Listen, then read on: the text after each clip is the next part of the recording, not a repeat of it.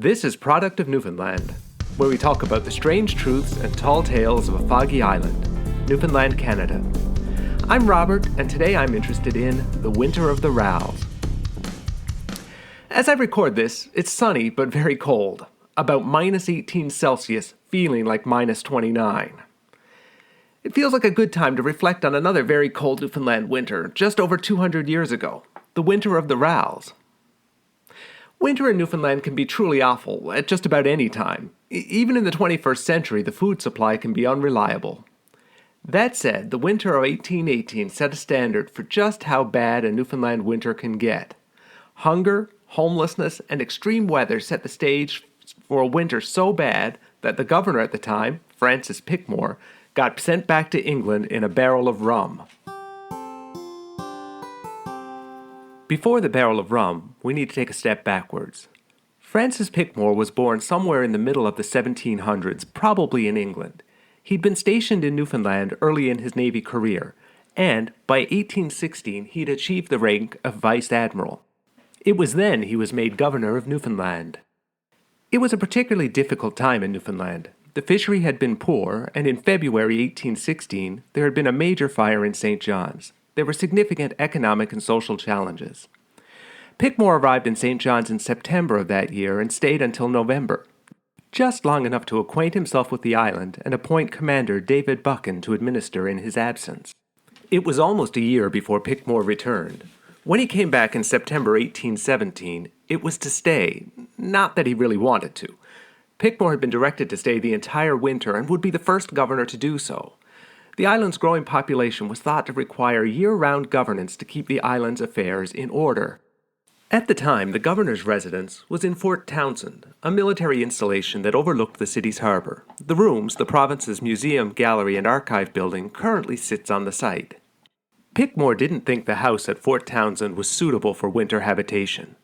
Reflecting on the time he'd spent there the previous summer and fall, he described it to his superiors as built slightly a fir weathering board, exposed to the northeast or coldest winds, and though a sufficiently good one as summer habitation, is in no way suited for a winter residence in that climate, which I had an opportunity of experiencing the truth of, even in the month of November last. The snow, having in the course of a very short snowstorm, accompanied with a gale of wind, penetrated into the bedrooms. Despite the snowdrifts in the bedrooms, he was told there was no money for a new residence, and that, if he thought it was necessary, he ought to find a new place to sleep upon his arrival. He didn't, and that proved to be a big problem. Because if Pickmore thought his experiences of the previous November were bad, he was completely unprepared for what was about to unfold. In November 1817, the weather took an unusually icy turn. Just at the start of Pickmore's first winter season in the city, St. John's was hit with heavy, brutal frosts. It was bitterly cold, and it stayed that way. By January, the harbor was frozen solid. The ice hampered the ability to receive ships, get supplies, and send communication. Then things went from bad to worse.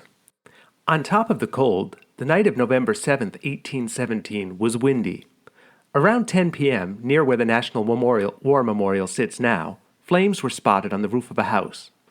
Citizens raced to contain them, but it was too late. Fanned by the winds, the flames raced across the city. The fire was halted when a building at Baird's Cove was torn down to make a fire break. When dawn broke, the scene was complete devastation. The area from Temperance Street to the current courthouse was destroyed.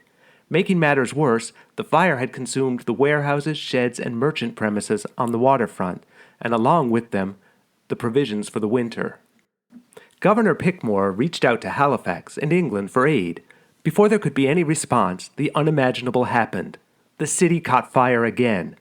Early in the morning of November 21st, a fire started near Bishop's Cove, Adelaide Street, and began burning eastward. Once again it was approaching the courthouse, but this time for the opposite side.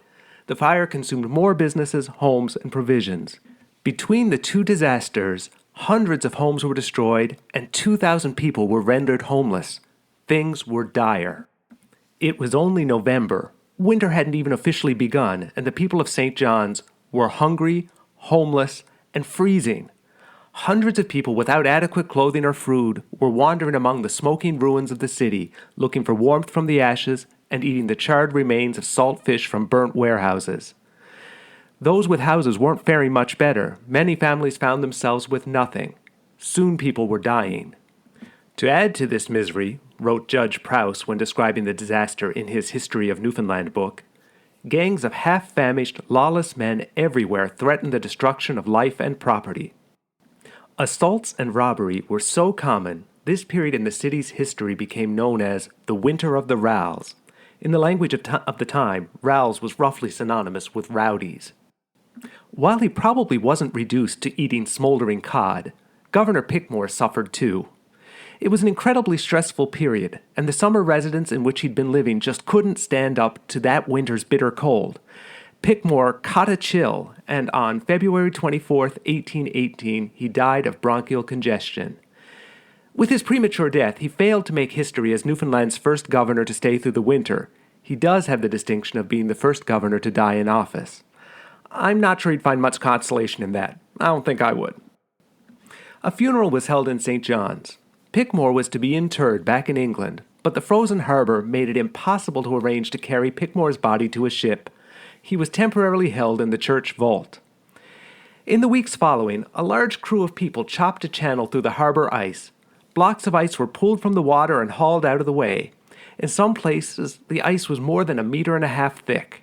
The workers struggled not only to clear the ice, but to keep the growing channel from refreezing. When they reached navigable water, the passage was about 2.5 kilometers long. With the channel done, and Pickmore was collected from the church vault and taken to the HMS Fly, where he was carried back to England.